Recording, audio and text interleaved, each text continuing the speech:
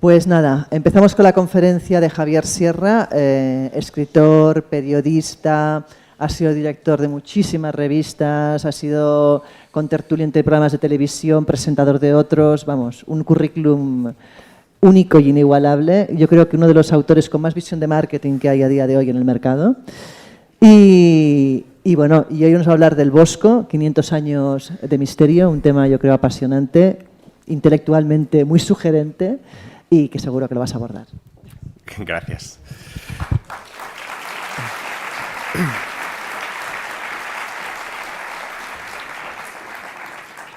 Buenas tardes. Permítanme que las primeras palabras sean de agradecimiento a Laura Falcó por su empeño en mantener este Congreso del Misterio que ya celebra su tercera edición. Tuve la fortuna, el honor de estar con vosotros en la primera edición, no así en la segunda, pero desde luego en esta tercera regreso encantado. Así que mi primera gratitud es para Laura y también para todas las personas que han hecho posible que un evento de estas características se celebre en la que fue mi casa, porque este salón de actos es el salón donde yo venía a las grandes conferencias, así que he entrado en él con una sensación de espeluzne que no os podéis ni imaginar. Y cuando he visto a Mariano Fernández Durresti diciendo que esto era el infierno, que lo es, vamos, se me han abierto las carnes, ¿no? Déjenme empezar este pequeño viaje por el Bosco con una pequeña reflexión sobre el concepto de misterio. Verán, yo creo que puedo decirles que a mí no me interesa el misterio. Esto les puede resultar un poco llamativo, pero lo que sí que quiero resaltar es que a mí lo que me interesa son sobre todo los valores que trae el misterio detrás. El principal es la curiosidad. Yo siempre he dicho que el misterio es un poco el combustible de nuestra especie. Es lo que nos ha hecho, primero, hacer fuego y tratar de conservarlo contra todo pronóstico, y a partir de ese descubrimiento, que es el que cambia nuestra visión en el planeta, nos hemos lanzado a explorar todo lo desconocido que había a nuestro alrededor. El segundo valor que implica acercarse al misterio es el sentido crítico. Son muchas las cosas que se manejan cuando tenemos que enfrentarnos a algo sin resolver, muchas las hipótesis, muchas las ideas, muchas las falsas informaciones y muchas las informaciones precisas que quedan como un pie de página y pasan por alto a la mayoría, pero que creo que hacen que tengamos los sentidos, los que nos interesa esta cuestión, afilados, ¿no? Y luego hay otra cosa que no se subraya habitualmente, y es que el misterio forma parte de nuestra cultura. Pese a que ha querido ser arrinconado durante muchos años en un país como el nuestro, por razones sobre todo de carácter religioso, todo lo desconocido forma parte intrínseca del ADN de los que han construido la cultura desde la noche de los tiempos. Y entre ellos, entre esos constructores de cultura que han bebido del misterio como pocos, están desde luego los pintores. No digamos ya los escritores, pero eso será materia quizá de otro paseo, quizá en un futuro congreso de este asunto. Así que permítanme que empecemos acercándonos a la figura de Jerónimo Van Aken, llamado el Bosco.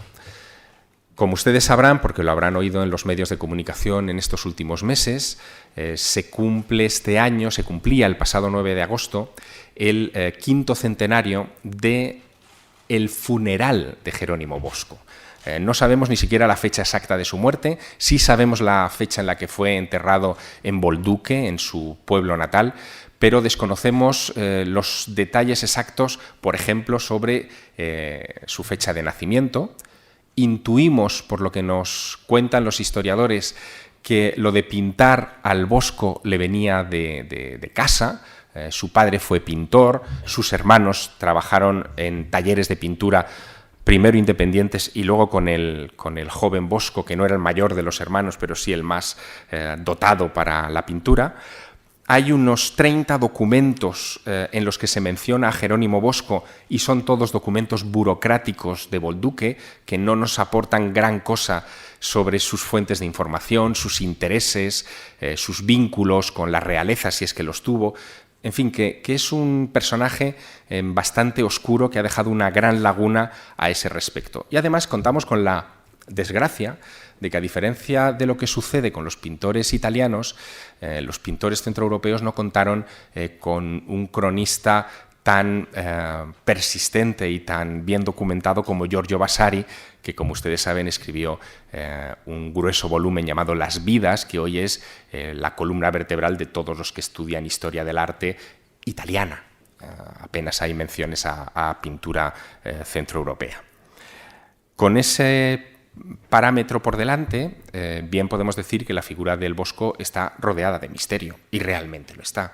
Pero es que si nos asomamos a su producción pictórica, y en concreto donde me voy a detener sobre todo, como es de rigor, es en su obra maestra, en el Jardín de las Delicias, pues esa sensación de misterio se acentúa. Yo lo que les propongo es que nos acerquemos al Jardín de las Delicias como si fuera un libro. Y la razón para hacerlo nos la da el propio Jerónimo Bosco en uno de los pequeños detalles, de los muchos pequeños detalles que contiene esta pintura. Verán, decía antes Mariano Fernández Urresti que vivimos en el infierno. Bosco estaba convencido de ello. De hecho, la tabla que ustedes ven a la derecha es la tabla del infierno, es la tabla oscura. Ahí se representan todos los oficios y clases sociales del tiempo que le tocó vivir el Bosco, que es finales del siglo XV, principios del siglo XVI. En la tabla central estarían los pecadores, según la versión más extendida, una especie de retrato de los hijos de Adán y Eva que se multiplicaron y poblaron la tierra, extendiendo todos los vicios capitales que surgieron a partir de la ingesta de la fruta o del fruto del árbol prohibido. Y en la tabla de la izquierda, la tabla del paraíso, hay una cosa muy llamativa, y es que no hay ningún objeto manufacturado, no hay nada hecho por mano del hombre, porque el hombre todavía no había necesitado fabricarse nada a excepción de un pequeño detalle. En la charca que hay en la parte inferior de ese paraíso hay un pez monje con pico de pato, una de las quimeras del Bosco, leyendo un libro. El libro es el único elemento manufacturado que tiene esa pintura en ese punto en concreto, en el punto del paraíso. Parece indicarnos que a través de los libros o a través de la lectura vamos a poder descifrar lo que hay en el resto de la composición, y a eso es a lo que nos vamos a dedicar. Curiosamente, el padre Sigüenza, que fue el confesor y cronista de la corte de Felipe II, en la época en la que llega esta pintura a Madrid, al monasterio del Escorial, ya intuyó que debía uno aproximarse a esta tabla como si fuera un libro lleno de enseñanzas piadosas. Curioso asunto ese, el de acercarnos a esta imagen como si fuera un libro, porque nos obliga a una reflexión de partida interesante. La primera necesidad de un libro es la de tener un título. Por lo tanto, esta pintura también tuvo esa necesidad desde el primer momento. Cuando los españoles se hacen con esta imagen, porque esta imagen en su origen parece que se pintó para la Casa Real de Orange, después terminó en manos del Duque de Alba en sus famosos saqueos de los Países Bajos y se la trajo a España, pues cuando cae en manos del Duque de Alba, las primeras crónicas dicen que el nombre, el título de esta imagen no era el Jardín de las Delicias. De hecho, el Jardín de las Delicias es un convencionalismo muy reciente. Llamamos así a estas tablas a partir más o menos del siglo XIX, pero en el XVI el nombre que recibía era el Reino Milenario. Quédense con este título porque aquí puede estar la clave del sentido verdadero de la pintura. Cuando el Duque de Alba se la lleva, le cambia el título y en las notas, en los albaranes, en los papeles de esa época, figuran referencias a estas tablas con ese nombre, la pintura del Madroño. Luego veremos por qué. Llega a Madrid, a la corte de Felipe II, es destinado al monasterio de San Lorenzo del Escorial, donde Felipe II está construyendo su famoso monasterio, un monasterio con una serie de códigos pictóricos que iba incorporando a sus principales galerías y zonas, como por ejemplo la biblioteca, y en donde la pintura en cuestión le encajaba a la perfección. Esta pintura originalmente estaba al final de una galería en el monasterio del Escorial que se conocía como la Galería de la Reina, toda ella decorada con imágenes del diluvio universal. Y cuando uno terminaba de pasear entre esas imágenes del diluvio universal, llegaba al Jardín de las Delicias, a lo que hoy conocemos como el Jardín de las Delicias. Quizás se pregunten ustedes qué tiene que ver el diluvio con el jardín. Pues muchísimo, porque lo que representa teóricamente, según el padre Sigüenza, que es el que recepciona esta tabla, esa imagen, es la expansión de la humanidad, sus pecados, justo antes de que Dios decidiera castigarlos por el diluvio universal, antes de que quisiera exterminarlos. En ese periodo entre la expulsión de Adán y Eva del paraíso y la exterminación, el gran genocidio de Yahvé contra la especie humana porque éramos demasiado pecadores, ¿no? Y finalmente, durante todo el siglo XVIII, a esta pintura se la conocería con el nombre de El paraíso terrenal, de manera genérica. Bueno, lo interesante es que efectivamente la imagen del Jardín de las Delicias se comportaba casi como un libro, ¿no? En la parte superior, no sé si lo aprecian, hay como unas muescas. A ver si con el ratón puedo yo señalarlas. Sí, ven ustedes aquí unas muescas. Estos son unos versículos del Génesis que corresponden al momento en el que Dios separa las tierras de las aguas en el tercer día de su gran proyecto de la creación. Dios está representado. Está aquí, es esta especie de mosca, ¿no?, en la esquina de esa tabla. Contempla el mundo, el orbe del mundo, desde la distancia, pero yo quiero que lo vean ustedes en grande.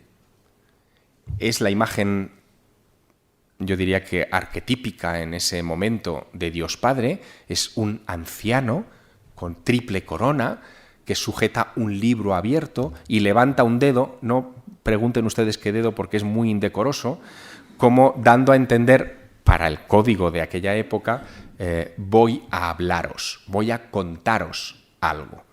Esta imagen del Dios sentado, sedente, lo ven ustedes aquí, que está, si afilan un poco, si aguzan un poco la mirada, está sentado sobre una especie de pollete de piedra. Esta imagen del Dios sedente era muy típica en las Biblias y los libros que empezaban entonces a ser impresos y distribuidos por toda Europa. Piensen que la imagen, el Jardín de las Delicias, se pinta más o menos hacia el año 1500, es decir, que es la época de irrupción de la imprenta en Europa. Llegan los primeros libros que debían ser mucho más que los iPad o la alta tecnología hoy para nosotros, a manos de gente que era élite, como eran los pintores de aquel tiempo.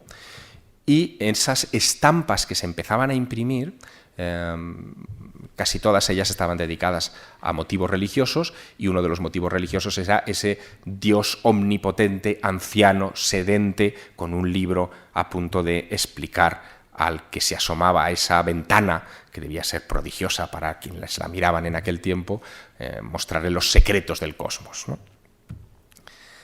Bien, curiosamente esa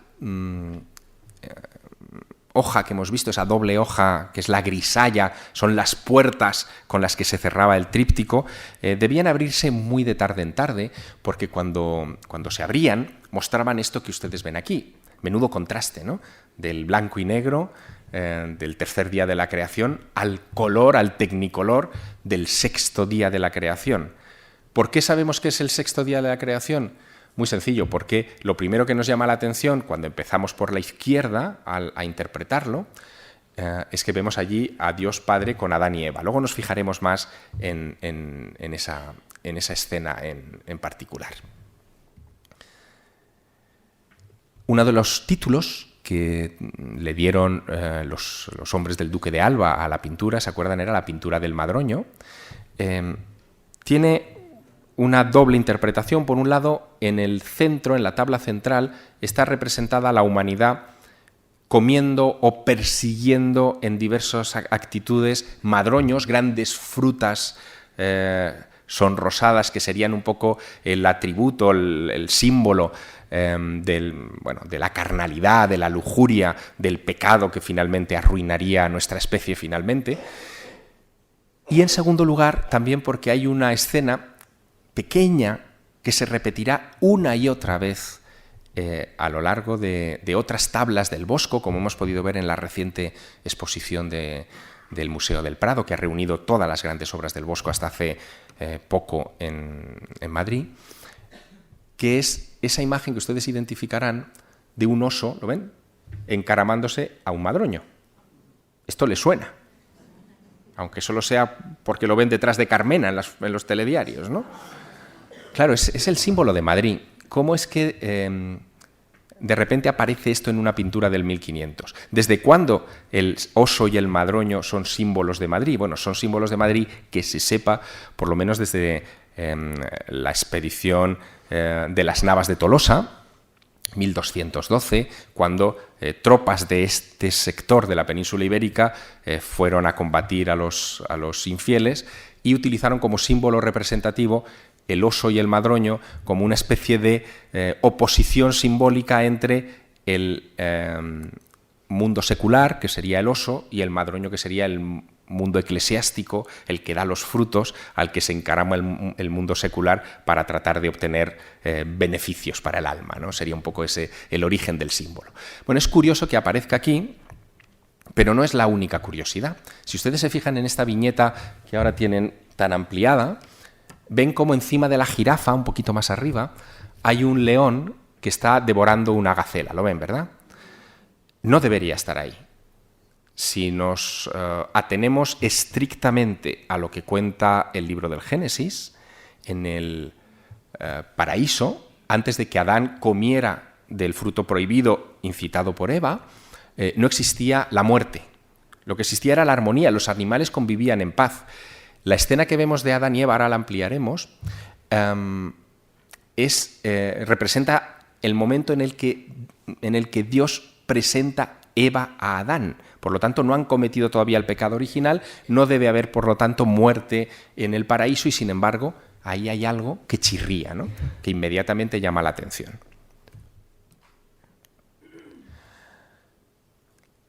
No tanto como esto.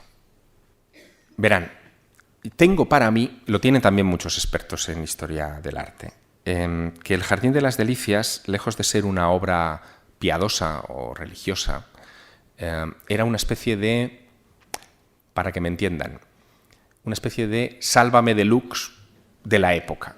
¿A qué me refiero con esto? A que lo que perseguía realmente esta imagen era a provocar la discusión, el debate entre quién tenía la fortuna de enfrentarse a esta exuberancia de imágenes, ¿no? Y el primer debate es un debate muy agrio. Imagínense ustedes que han estado delante del Jardín de las Delicias con las puertas cerradas y han visto a Dios Padre, el tercer día de la creación, anciano, sentado en un pollete, viendo cómo se separan las aguas de la tierra. ¿Qué hace el sexto día de la creación siendo un mozo? Un jovenzuelo.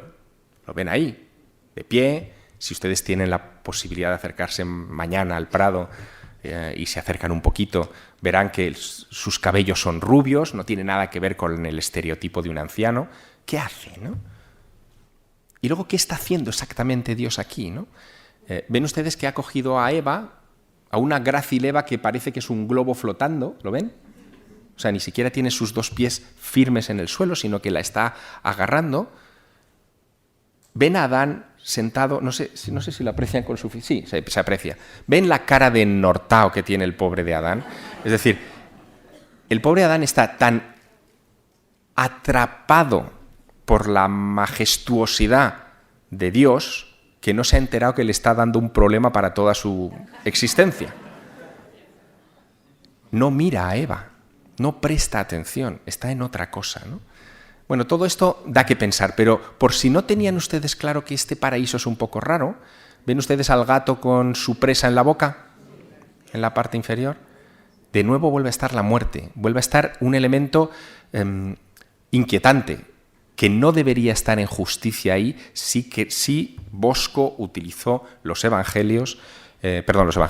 escrituras, como fuente de su paraíso. Pero hay más detalles, uno que de verdad no me resisto a compartir con ustedes y que se lo dedico a José Gregorio González, que ha estado hablando esta mañana con ustedes.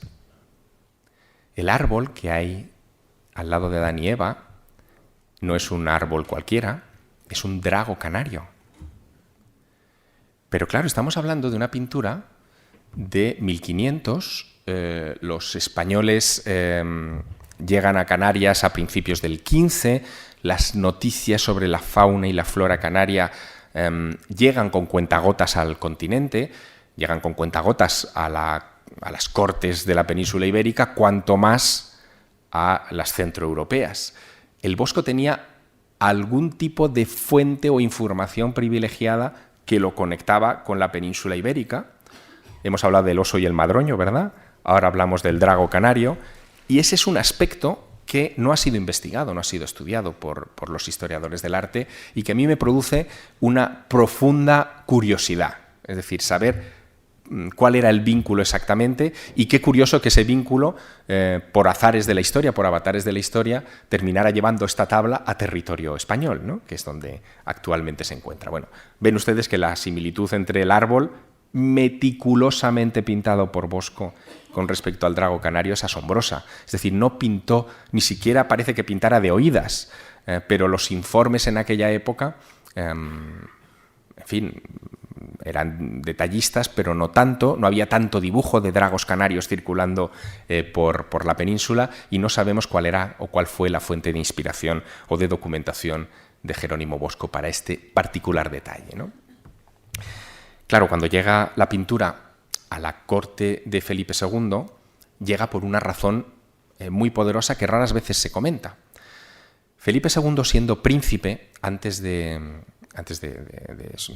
sustituir a su padre, a Carlos V, al frente del gobierno del imperio, hace un viaje por los Países Bajos y recala el 23 de septiembre de 1548 en Bolduque, en el pueblo natal del Bosco.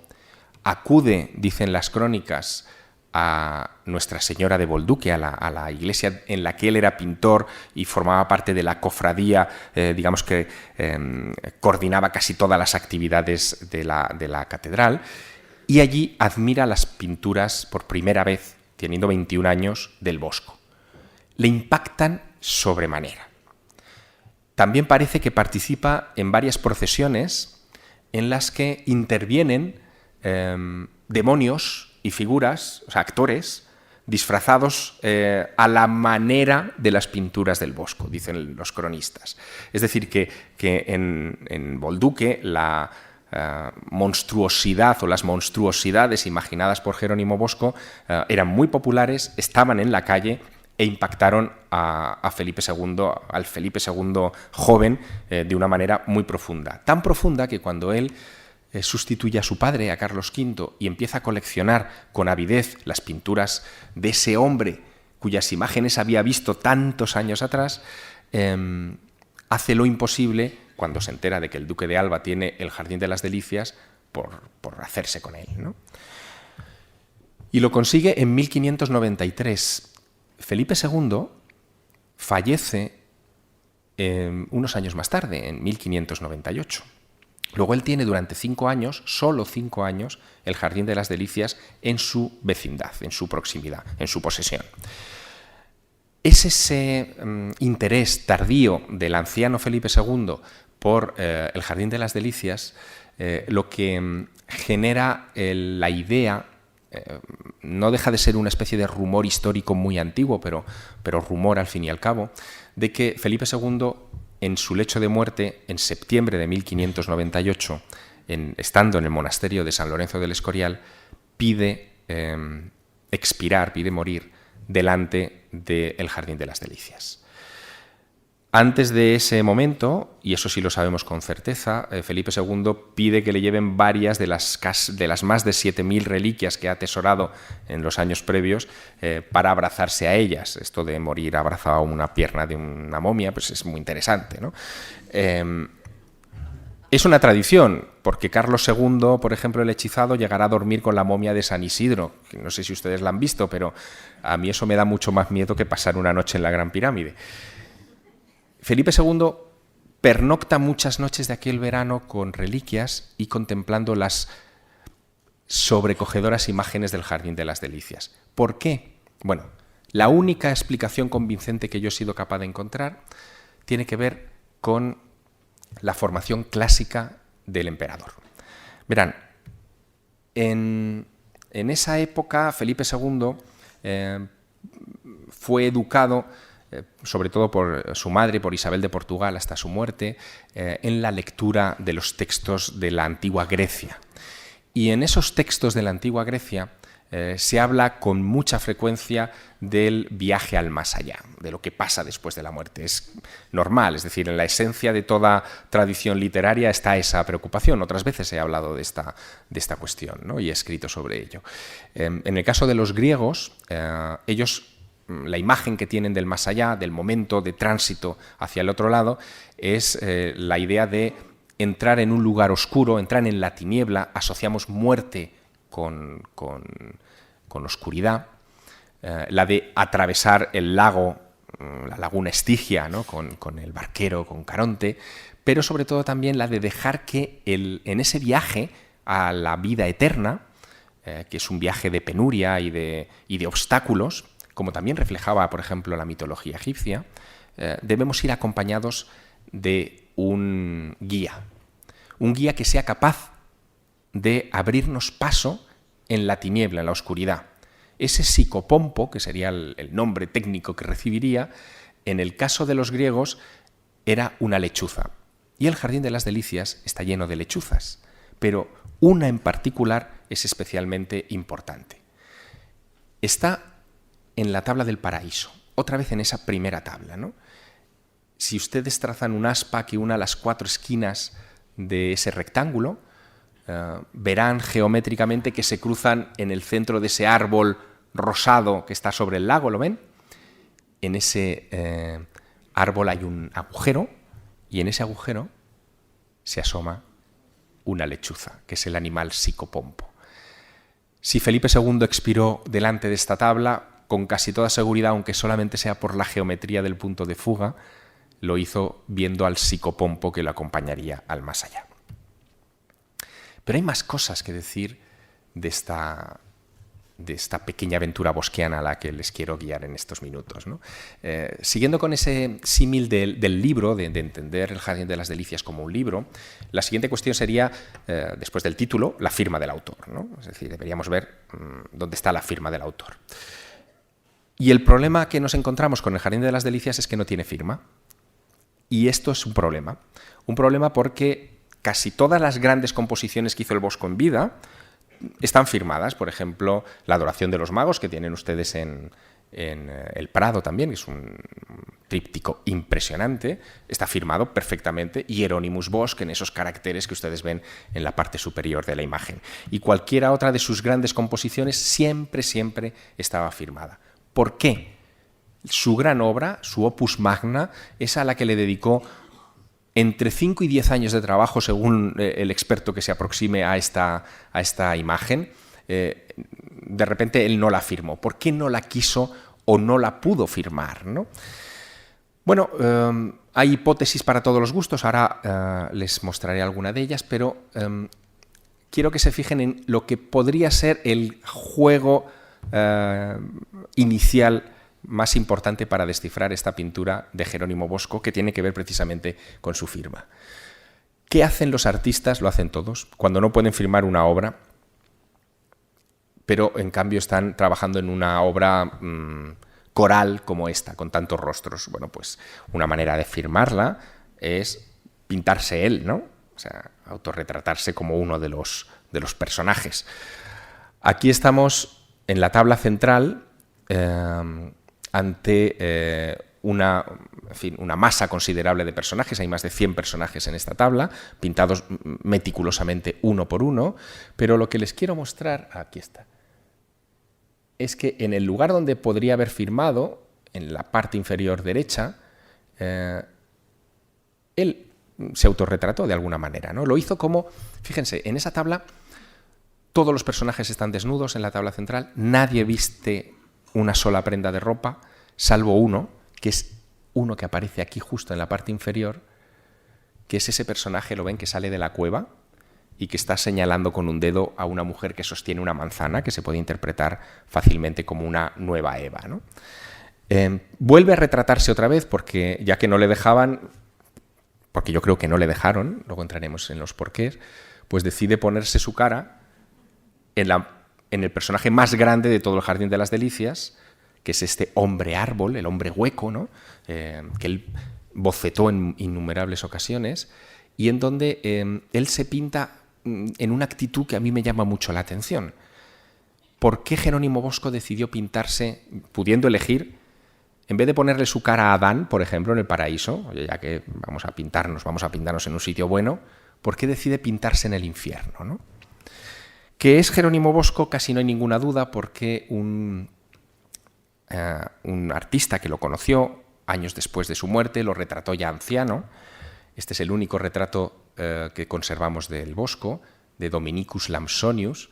Ven ustedes las similitudes, pero del hombre ya mayor, pero sobre todo donde nos dejó la pista Dominicus Lampsonius, que estaba retratando al señor del Jardín de las Delicias, es en el gesto, ¿lo ven? ¿Ven el gesto del dedo estirado? ¿Lo ven, no? Bueno, llegamos ya con todos estos elementos al momento de la que yo creo que es la más convincente de todas las interpretaciones del Jardín de las Delicias. El padre Sigüenza, el confesor de Felipe II, lo que explicaba es que se trata de un libro piadoso. En la tabla primera, en la tabla del paraíso, la creación de Adán y Eva. En la tabla segunda, después de la expulsión de Adán y Eva del paraíso, la multiplicación de los seres humanos y, por supuesto, la aparición de los pecados. Y en la última, una advertencia: si seguimos por el camino del pecado, nos extinguiremos.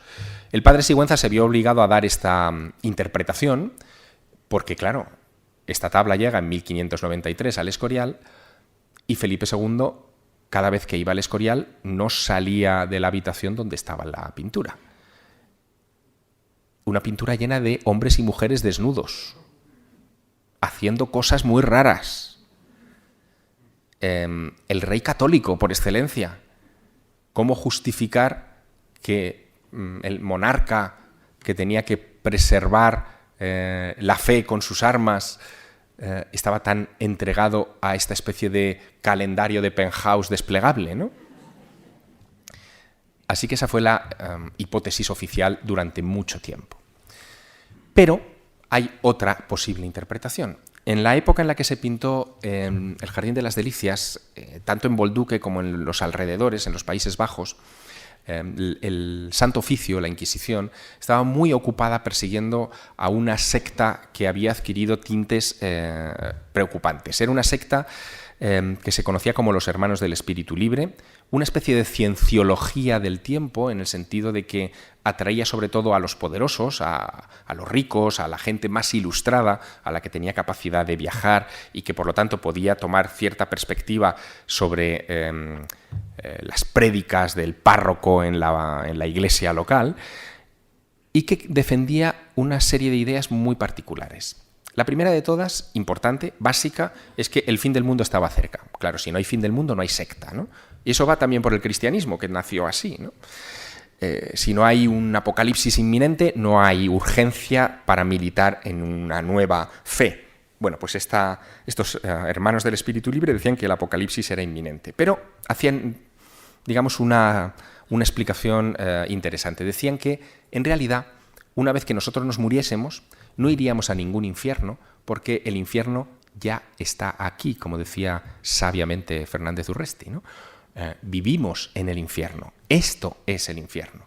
Si ustedes ven en la tabla de la derecha, Recuerden, el Bosco se retrata en el centro de esa tabla, es decir, se retrata casi como un observador de la gente de su tiempo. Está contemplando a personas que representan a todos los oficios y clases sociales de su época,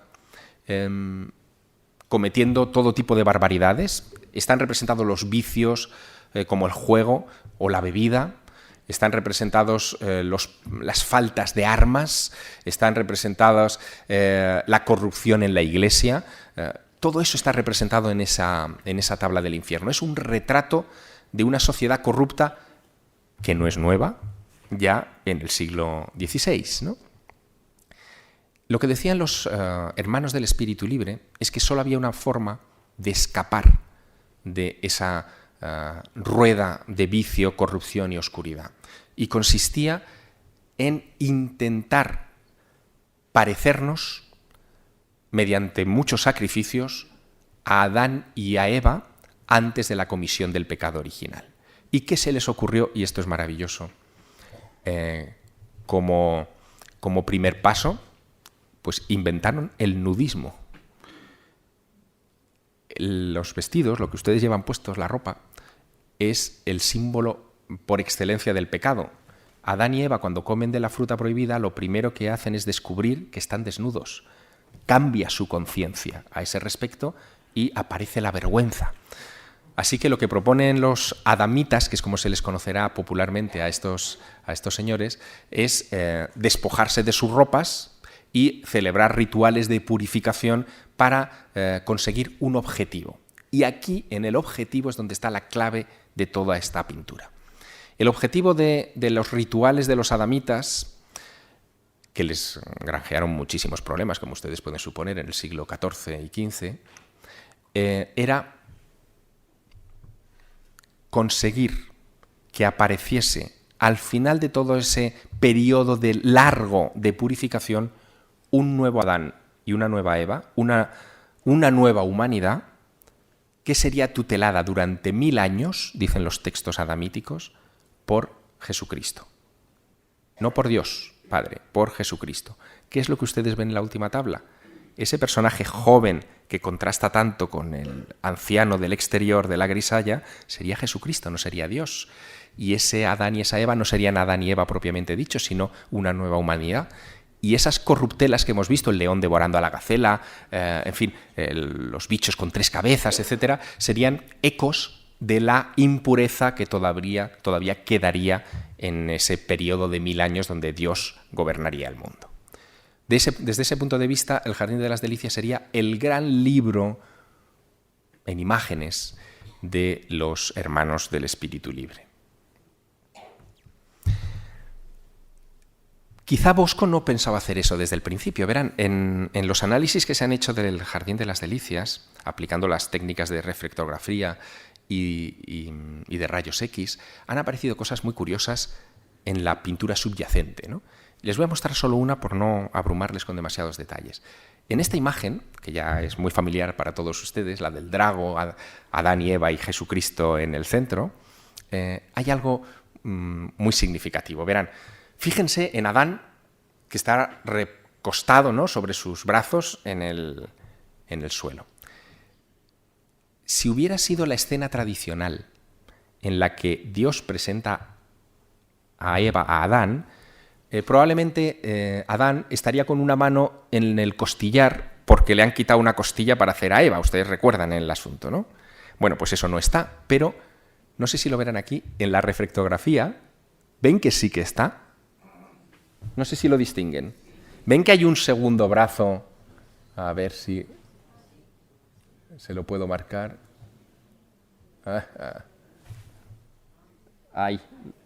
¿Ven que aquí hay un segundo brazo? En ángulo,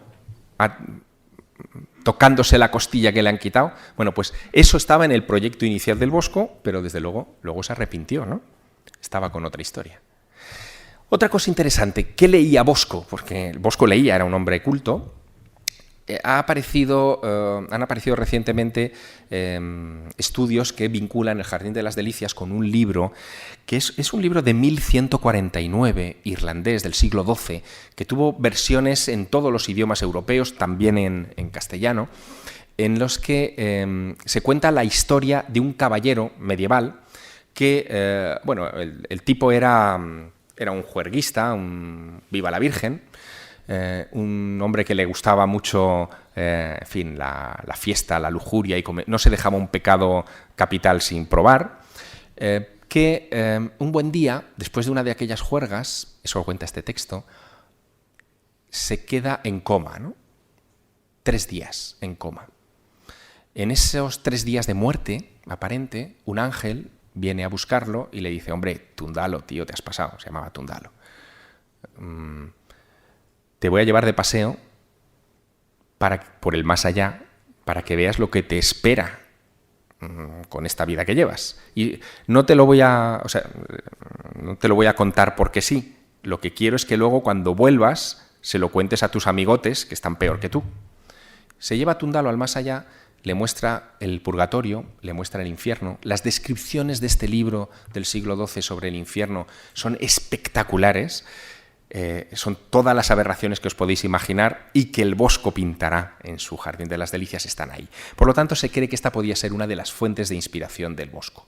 Por si no lo teníamos claro, que ese libro fue fuente de inspiración del Bosco, hay una pintura en el Museo Lázaro Galdiano de Madrid, no es tan conocido como el Prado, pero es muy interesante, en donde se conserva una... Esto es para que vean imágenes, ¿no?, de la visión de Tundalo, de los hombres boca arriba y boca abajo, que aparecen mucho en Bosco. Esta tabla del Lázaro Galdiano fue hecha en el taller del Bosco y muestra, lo ven en la parte inferior izquierda, a ver si el ratón me permite... Aquí. Este personaje es Tundalo, que se queda dormido después de una buena borrachera, y el ángel lo ven detrás, que es el que se lo llevará de paseo por los infiernos. Otras pinturas del Bosco, como estas visiones del más allá, celebérrimas, ¿no?, que están en Venecia, también hacen alusión a esta visión de Tundalo. Tundalo, o el autor de Tundalo, que era un monje irlandés, es el primero que habla en la literatura europea conocida del túnel de luz que uno tiene que atravesar para llegar al más allá acompañado de los seres queridos, ¿no?, que es esta visión tan Raymond Moody que hoy damos todos por como parte de nuestra cultura del más allá. Bueno, pues ahí está perfectamente representada. Luego tuvo, por supuesto, muchos discípulos, como Peter Bruegel el Viejo, que utilizó muchas técnicas, digamos, o muchos iconos, mejor dicho, del Bosco en obras como este Triunfo de la Muerte, que también se encuentra en el Museo del Prado, y que en El Maestro del Prado yo trato de descifrar de alguna manera, vinculándolo a las danzas macabras que en la Europa de aquel tiempo fueron muy populares, que dieron pie a la elaboración incluso de un alfabeto de la muerte por parte de Hans Holbein, que es uno de los grandes hitos de la imprenta, decorado con imágenes de la muerte llevándose a los pecadores al más allá en distintos momentos de su existencia, y que aparecerán representados meticulosamente en esta pintura, ¿no?, configurando mensajes que no les voy a hablar de ellos aquí hoy porque no es el momento. Pero sí quiero llevarles a un último estadio, ¿no?, en esta visita bosquiana al Jardín de las Delicias. Y es un estadio que creo que es importante. Hay algo que a mí me han dicho no pocos guardias de sala o vigilantes de sala y también guardias de seguridad del Prado, que siempre me ha llamado mucho la atención. Cuando hablan de las rondas nocturnas que a veces tienen que hacer por el museo cuando ustedes no están allí viendo las pinturas de noche, cuentan que hay algunos cuadros, unos más que otros, que parecen que están vivos, que tienen algo que no tienen otros, ¿no? Siempre son los mismos, suelen coincidir además, y uno de esos cuadros que parece que está vivo es el Jardín de las Delicias. Hoy veremos por qué. Tiene una explicación, forma parte de un diseño que Jerónimo Bosco supo hacer y que es espectacular, ahora lo verán. Pero hablando de esas cosas que esconde la pintura, les mostraré otra reflectografía que está aquí. Tiene que ver con la tabla central, es el árbol de la tabla central, del lago central. Ven ustedes aquí cómo Bosco inicialmente no quería pintar una bola, quería pintar otra cosa. ¿Lo ven detrás? Que es como una planta. No sé si lo aprecian bien, pero dentro hay una flor, ¿no? Como casi parece un loto, una flor exótica. No era una bola. ¿Por qué cambió a esa bola? Bueno, pues tiene un porqué que les voy a contar. Pero antes les quiero mostrar otras sutilezas. En ese Lázaro Galdeano que antes le hablaba, donde está esa tabla que veíamos de Tundalo, también está esta otra del Bosco. Cuando se le hizo los rayos X, apareció debajo de la tabla un retrato. Hay muchas de estas cosas, de estos juegos, en Jerónimo Bosco. Pero para entender lo que les voy a explicar de por qué el Jardín de las Delicias parece vivo, a diferencia de otras pinturas, tengo que hacer un pequeño recorrido, pequeñísimo, breve, por otras obras maestras del arte. Verán, era tradición en pintores del finales de la Edad Media y pleno Renacimiento poner cosas en las pinturas que debían ser buscadas, ¿no? No eran, digamos, evidentes, no eran obvias. Esas cosas que debían ser buscadas a veces tenían que buscarse, por ejemplo, en las formas de las nubes, ¿no? O en las formas de las montañas, que tenían aspecto de cara o que parecían una mano señalando. En fin, uno tenía que abstraerse un poco, mirar la pintura de lejos y entonces interpretar estas cosas. En este cuadro que ustedes identificarán de Botticelli, en los Uffizi, ¿no? De la primavera, Cefiro está soplando, ¿no? Los vientos de la primavera contra las musas. Es un cuadro, una pintura que habla mucho del aire, ¿no? Del aire como espíritu. Pues bien, Botticelli hizo algo espectacular. Está a la vista de todos. Ustedes habrán visto este cuadro millones de veces en sus libros de texto, en la tele, en 1000 sitios. Y a lo mejor no se han fijado nunca en esto. Para remarcar que este era un cuadro vinculado con el aire, con nuestra capacidad espiritual, como ellos la entendían en aquel tiempo, ¿saben lo que pinta? Pinta unos pulmones humanos. Aquí y aquí. Esos son unos pulmones humanos. ¿Cuál es el problema? Las autopsias tipo las de las pobres mujeres de Jack el Destripador estaban prohibidas. Quien practicaba una autopsia inmediatamente era acusado de necromancia y podía ser condenado a cárcel o cosas peores. Leonardo da Vinci, Botticelli, toda esta gente merodeaba por los lugares donde se almacenaban los muertos, por los cementerios, también por las cárceles, para tratar de hacerse con algunos de estos cuerpos y estudiarlos, porque ellos estaban estudiando la naturaleza humana y querían saber lo que había debajo de la piel. Y tenían la pulsión de abrir esos cadáveres y ver lo que había dentro.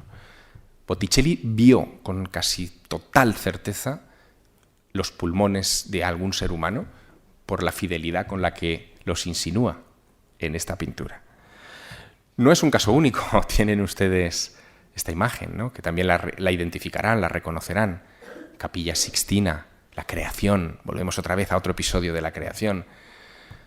Miguel Ángel pinta la Capilla Sixtina contra su voluntad. Saben ustedes que el Papa insistió en que él pintara, a él lo que le gustaba era la escultura y lo de pintar era para pijos, ¿no? O sea, a él lo que le gustaba era trabajar con la piedra y salir de su taller literalmente cubierto de polvo de mármol, ¿no? Bueno, pues él pintó esta imagen en el fragor de un debate sobre Dios y lo que significaba y lo dejó ahí para la posteridad. Alguien en el siglo XX se dio cuenta de algo muy curioso, y es que abstrayéndose, ¿ven ustedes la figura de Dios? ¿Ven el manto que rodea a Dios? ¿No les recuerda a algo? Es como si estuviera diciendo a los ojos del Papa, cuidado, Dios está aquí. Y hoy es donde se eligen a los papas, ¿no? En esa misma sala, debajo de este gran cerebro difuminado, insinuado en la Capilla Sixtina. Bueno, pues nuestro Jardín de las Delicias tiene también eso. Mírenlo de lejos, como están ahora, ¿no? Paseen por delante, imagínense que están en el Prado y pasean por delante. Lo que dicen muchos es que tienen la sensación de que el cuadro les mira, pero claro que les mira, hay mucha gente ahí y algunos están mirando, pero son muy pequeños. Pero es que en realidad en este cuadro hay un gran ojo, el ojo de Dios que todo lo ve. Es el lago, es la bola donde debería estar esa flor que antes veíamos, esa sería la retina, y el azul sería el fondo del ojo, no sé si ¿lo ven? Esto se lo he puesto por si alguien no lo ve, pero vamos, yo creo que está bastante claro, ¿no?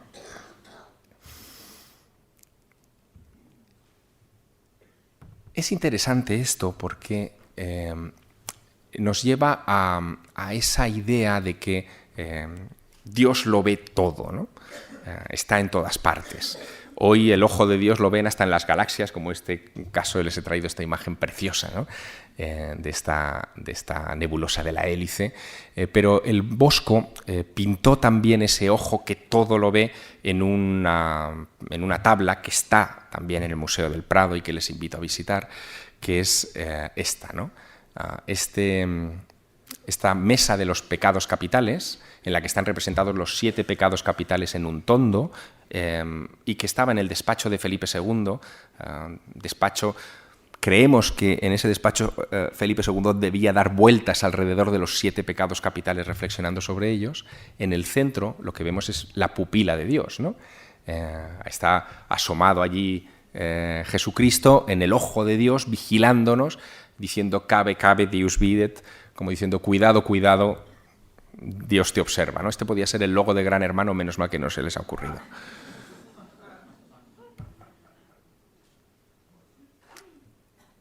Una pintura como esta, y entramos en la recta final, ha provocado fascinación a muchísimas personas en estos 5 siglos, ¿no? Quizá ustedes no sepan que poco antes de morir, Jim Morrison, el cantante de los Doors, hizo una visita a España con su novia en un 2 caballos, ¿no? Él ya era famoso, pero pensaba que en España iba a pasar desapercibido, como así fue. Aquí o eras el Fari en esa época o no te conocían. Y recorrió la península ibérica hasta llegar a Madrid, entró en el Museo del Prado y se quedó durante 2 horas petrificado, sin moverse, delante del Jardín de las Delicias. Él solo quería ver el Jardín de las Delicias. Otro, al cabo de un mes, murió. En fin, no quiero decir que fuera por culpa del cuadro, pero esos son los hechos, ¿no? Un personaje que también pasaba horas petrificado delante del Jardín de las Delicias era un joven estudiante que estaba en la residencia de estudiantes en la época de Lorca, en Madrid, y que aprovechaba cualquier momento para perderse en las salas de la Pinacoteca. Ese personaje era de la zona norte de Cataluña, se llamaba Salvador Dalí. Dalí pasaba horas delante de esta imagen. Pero no, hombre, uno puede entender que le fascinara porque al fin y al cabo lo que hace Dalí es casi un remake, ¿no? de muchas de las ideas del propio Bosco 5 siglos antes. Pero lo verdaderamente sorprendente es que Dalí no iba ahí para ver eso, iba ahí como buen narciso que era Salvador Dalí para verse él mismo. ¿Ven la montaña que hay ahí al lado? ¿Ven el armadillo que ocuparía el lugar del ojo? La sombra bajo el bigote, o sea, bajo la nariz o la punta de la montaña, que parecería el bigote. O sea, Salvador Dalí creyó que el Bosco lo había pintado a él 5 siglos antes, ¿no? Es maravilloso. Y si ustedes tienen alguna sospecha de esto, ¿qué les digo? ¿Recuerdan ustedes? Esta es una de las grandes obras maestras de Salvador Dalí, ¿no? El gran masturbador. Denle la vuelta al gran masturbador y verán que tiene el perfil del propio Dalí, es decir, él jugaba con esa imagen. ¿Por qué? Pues esta es la gran lección, porque él, a diferencia de la mayoría de nosotros, él sabía ver cómo miraban O sea, sabía ver cómo veían los artistas o mirar cómo miraban los artistas. Sabía enfrentarse a una pintura y no solamente ver los rellenos, sino también los huecos. No solamente ver lo obvio, sino también lo insinuado. Y sacar, en consecuencia, la lección que más le convenía. Ese quizá es el propósito de toda obra de arte y, desde luego, el propósito de esta grata charla con todos ustedes. El invitarles a que se acerquen al arte, a que no escuchen solo la audioguía o lean solo la cartela del museo, sino que tomen esa distancia que tomaba Salvador Dalí o Jim Morrison, que no sabemos lo que vio, y contemplen lo que les tiene que decir el arte. Porque el arte, en definitiva, habla si ustedes lo escuchan. Gracias.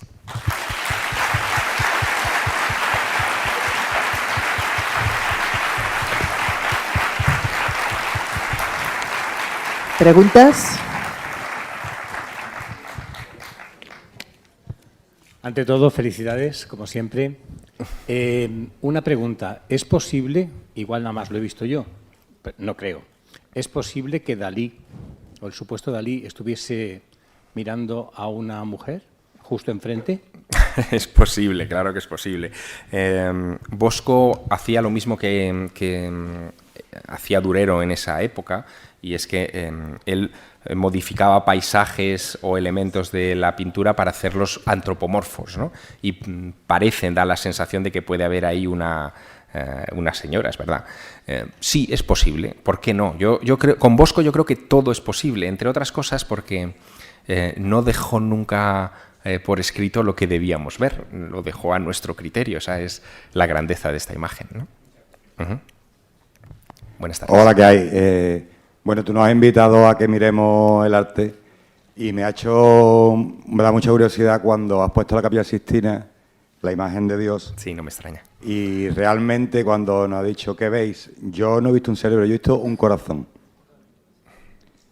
Si te fijas, tiene hasta los ventrículos y es muy curioso, ¿no? Pero quizás también podía haber, dada la época, de representar un corazón de Dios, no está en el cerebro, sino en el corazón, que es como muchas veces se expresaba en esa época, ¿no? Bueno, en el corazón es donde tradicionalmente se fe, creía ¿no? que estaba la chispa divina, ¿no? Yo veo un cerebro, pero bueno, eso cada uno ve lo que es como un test Rorschach casi, ¿no? Pero precisamente eso es la parte interesante de esta función del arte, ¿no? Que habitualmente se desprecia, por cierto, ¿no? Que es la de generar la discusión. Tú que ves, yo que veo, tú que encuentras, yo que he perdido, ¿no? Así que, bueno, bienvenido tu comentario, claro que sí. Buenas tardes. Quería saber que ha comentado que no lo dejaron firmar. ¿Por qué? ¿Que no dejaron filmar? A firmar el cuadro al Bosco. Ah, Bosco, es verdad, es verdad. Bueno, si él lo que hizo fue una obra por encargo para esta secta, y es un trabajo que tenía la consideración como de guía o de imagen sagrada, es lógico que no lo dejaran firmar. Ningún icono con atributos sagrados ha sido firmado, o dejaban al artista que lo firmara, ¿no? O sea que esa sería la explicación. ¿Más preguntas? Pues Javier estará encantado de firmaros ahora todos los libros que queráis.